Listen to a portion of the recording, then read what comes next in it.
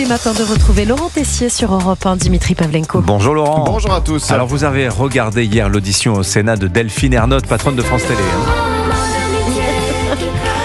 Delphine Ernotte, la patronne de France Télévisions, était auditionnée hier après-midi par la commission culture du Sénat. 1h54 d'échange avec les sénateurs. Dès les premières minutes, nous avons eu le beau discours. 3 valeurs fondamentales, notre impartialité, notre exemplarité et notre créativité. On est loin de cocher toutes ces cases avec l'affaire Patrick Cohen, Thomas Legrand. Les deux journalistes filmés le 7 juillet dans un restaurant parisien avec 2 responsables du PS. Cette phrase de Thomas Legrand, « Nous, on fait ce qu'il faut pour Dati, Patrick et moi ». Et tiens, qui est venu hier à la rescousse de France Télévisions ?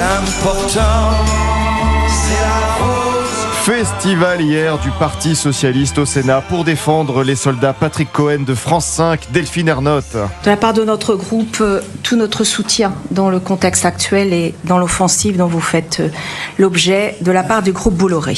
Le groupe que vous représentez aujourd'hui fait l'objet d'une offensive politique, idéologique, d'un groupe de médias d'extrême droite. Dire que CNews est une chaîne d'extrême droite, c'est un constat assez lucide. Caricature dangereuse, insulte, nous sommes les grands méchants. Je rappelle que dans une interview mi-septembre au journal Le Monde, Delphine Ernotte avait déclaré que CNews était, je cite, une chaîne d'extrême droite. Changement de tonalité hier de la présidente de France Télévisions. Je considère que CNews est une chaîne d'opinion et nous ne faisons pas le même travail. LCI est une chaîne d'information.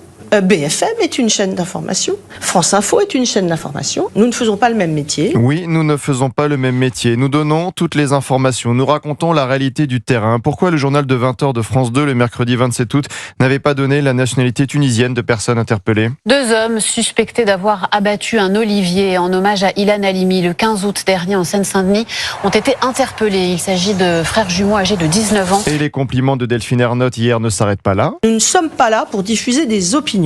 D'ailleurs, le motto de France Info, c'est « L'information n'est pas une opinion ». On ne peut pas mieux dire. Pourtant, Patrick Cohen n'avait pas hésité à donner son opinion sur le RN sur France 5. Vous avez diminué le danger représenté par le Rassemblement national à travers vos discours. Patrick Cohen n'a eu aucune sanction de France Télévisions après l'affaire du restaurant parisien, mais Delphine Ernotte lui a quand même rappelé les règles. J'ai reçu jeudi dernier Patrick Cohen afin de lui rappeler que l'obligation d'impartialité s'impose à tous sur le service public et ne doit souffrir d'aucune exception. Rappelons l'argent public versé aussi à France Télévisions, 2,5 milliards d'euros cette année. Delphine Ernotte peut nous critiquer, peut-être parce que nos camarades de CNews ont battu en septembre un record d'audience. Première chaîne d'information, tout est résumé.